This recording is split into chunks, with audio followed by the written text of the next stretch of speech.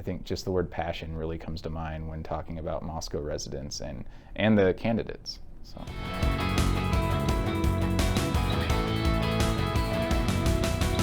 Hi, I'm Scott Leadingham. Thanks for joining us here in the unique Northwest. 2019 is an off-year election, you might say, and the biggest races to be following are those at the city and county levels.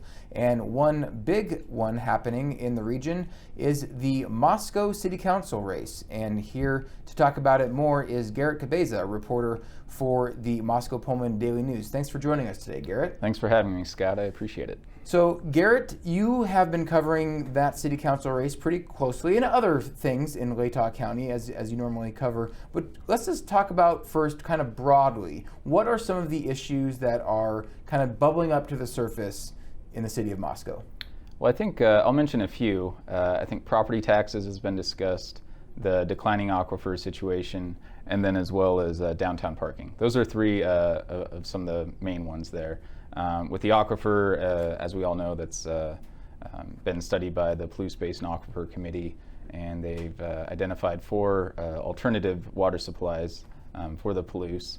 And right now they're engaging, they're trying to acquire public input on that to see how the public feels about each of those alternatives. Some of the candidates are talking about the water situation as a dire situation, something we need to address immediately, and then others are putting it off a little bit, not saying it's such an emergency. So downtown parking, that's been an issue in Moscow for decades now. The city council decided to put out a parking survey study this year, and some of the candidates many of the candidates are saying it's either an issue or we're looking forward to the study, the data that's derived from the study, and seeing what comes out of it, seeing if there is a problem, how can we address it.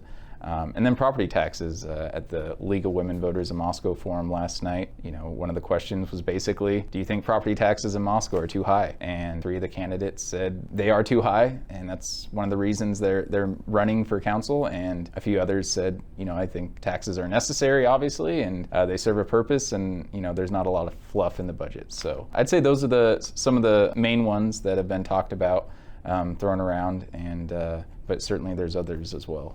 So let's back up just a little bit and remind people who aren't familiar with how things are done in Moscow or other cities in Idaho, and that is that these are kind of all at-large seats, right? So they're not broken down into districts or wards like other cities might have. So that means that these 6 candidates are running for 3 seats. So the 3 top vote getters get seats on the council no matter where the voters are in the city. That's correct, yes. Pullman has their wards. Moscow, it's just, there's 3 open seats, and there's 6 candidates, Kelsey Behrens, Brandon Mitchell, Ann Zabala is the incumbent, Maureen Laughlin, Sandra Kelly, and James Rakitis. So the top 3 vote getters there will fill those 3 positions, which are held by current councilors, like I said, Ann Zabala, Catherine Bonzo, and Jim Boland are the 3 current councilors. So. And 2 of them are not running. 2 of them, Boland and Bonzo, decided not to run for re-election. These 6 candidates who we mentioned running for 3 seats. There's sort of, I would say, from my perception, it seems like there's sort of a block of 2 sets of 3. There's sort of 3 people in one block, if you will, and 3 people in another that seem to be kind of rallying around. You can see the yard signs in Moscow where it's like, if one yard has one set of signs, they're not going to have the mixture of the other sort of signs. That seems to be the case. Even though the race is nonpartisan, they don't run by Democrat or Republican or anything like that. I just wonder how these groups or people are kind of distinguishing themselves to voters in the race. Sure. Yeah, they are nonpartisan, so there's no Republicans, Democrats, or anything like that. But yeah, like you said, I think there is a divide, maybe a 3-3 divide. I would say Ann Zabala, Maureen Laughlin, and Sandra Kelly are more progressive candidates, and I would say Kelsey Behrens, James Rakitis, and Brandon Mitchell are a little more conservative. So I have seen those divides with those yard signs. You see a lot of Kelsey Behrens or James Rakitis signs in yards, and then maybe Zabala and Laughlin signs in other yards. So I think there is a little bit of that progressive conservative divide in this one. Some of that came out in that city council forum that the League of Women Voters did recently. And so I wonder if you could just talk about what some of those issues were. You talked about the aquifer and property taxes and downtown parking, pretty standard stuff for local races. Sure. But there was other issues that were a little more social issues that you might not see necessarily in a city council race, more like state and nationwide sort of issues that you see at those sorts of races.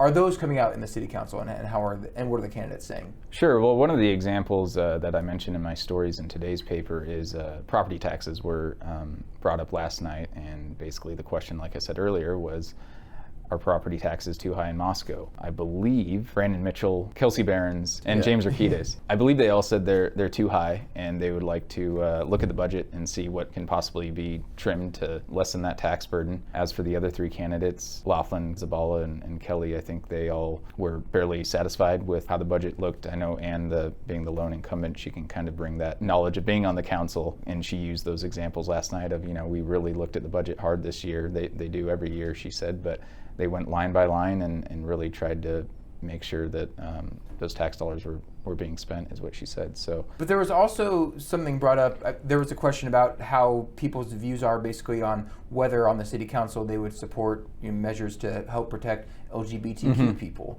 or people's perceptions of Moscow becoming quote unquote a theocracy. That was not my word. That was the word from the question, or the perceived maybe intolerance on the other side to conservative religious viewpoints. These are things that you normally see at kind of like larger national level elections or statewide, not necessarily in city council races, but they were talked about. So what are some of the candidates saying in response to those sorts of issues? Sure. I think we mentioned that 3-3 divide earlier, and I think that mostly rang true for those questions. Maybe not totally, and I'm trying to remember what 6 candidates said, but I remember as for the religion question, basically I think the question was, are you concerned about kind of religion getting into city government, basing your religious beliefs on a city council decision? I think all of them said they weren't worried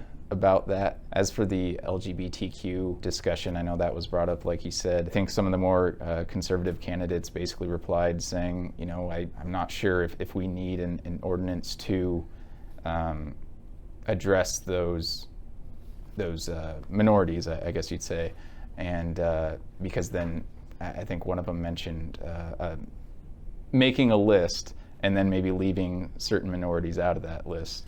And so, and then some of the more progressive candidates mentioned that they're fully behind the ordinance, which I believe was passed in 2013 by the council. So yeah, it was Kelsey Behrens who had said, I'm in favor of treating everyone equally, and the problem of putting people on kind of a list with a special protection, I'm using quotes there, is that ultimately people are going to feel left off of it, and then you always have to be updating this list, and who gets to be on this list and who does not. That's a concern for her. And James Rakitis, also perhaps one of the more conservative viewpoints, he had mentioned the fact that, he's come from California, and he is also of Mexican descent, and he said, should you have a special classification for Mexicans from California as a minority and protect us and our rights here in the city of Moscow? He was just using that as an example. So that's an interesting sort of dynamic playing out there that you see at larger national races that you don't often see maybe in city council races. So absolutely, the voters often don't have to wade into what they have to look at. City council races, often they were seen as kind of boring, right? All levies and taxes and downtown parking, not that sexy of a topic, if you will. But this council race in Moscow has kind of highlighted that. And I wonder, is that sort of the norm in Moscow city council races, or is this year in any way unique from what you understand? That's a good question. I think, I think those social issue questions are brought up in every race, I'd say. Maybe more so with this race because of some of the more conservative candidates. But, and I also mean conservative in kind of fiscal conservative as well, because like I said, the property tax question, most of the more, what I'd say considered conservative candidates responded saying property taxes are too high. So That's a tough question in my few years as a reporter with the Daily News. I think those social issue questions are always brought up. So, I wonder how much the University of Idaho plays into elections there. Obviously, students who are of voting age and who want to vote will somehow influence elections, as any university town would. But just outside of just elections and this year's city council races, how large does the University of Idaho and its presence loom in the city life of Moscow as a whole? I've heard it often said that Pullman, for example, just a few miles away across the border, is a university with a town wrapped around it. And Moscow, on the other hand, has much more of an individual identity as a city and a town outside of the university. I'm not saying that, I've just heard other people say that. And so, from your standpoint as a reporter who covers that, does any of that ring true? I think there's some truth to that. Not covering Pullman politics as much and not being involved with Washington State University as much. The thing about it is, I'd say, is both towns thrive off of the university.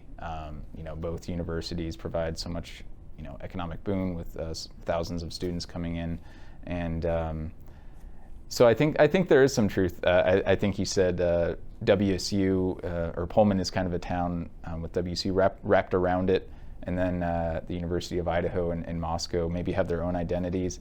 I think the city of Moscow, it has such a passionate resident base. They really care about their community. I'm not saying Pullman residents don't, but I really notice it in Moscow. Great attendance at city council meetings, all the rallies and events they have in Moscow. But I remember one thing someone told me. I forgot who it was, but without the University of Idaho in Moscow, the size of Moscow would probably be the size of Genesee. So I think both towns heavily rely on the university, but I think just the word passion really comes to mind when talking about Moscow residents and the candidates. So, people are passionate about their universities, about the towns in which they live, and the news coverage that they receive, and they've gotten good coverage from you and the rest of the people at the Daily News. Thank you so much for your coverage and coming in to talk with us today, Garrett. Well, thanks so much, Scott. I appreciate you having me. You can read more about the Moscow City Council and other Latah County races this year at dnews.com. That's dnews.com from the Moscow-Pullman Daily News. And for more Northwest news, you can come to our website, nwpb.org.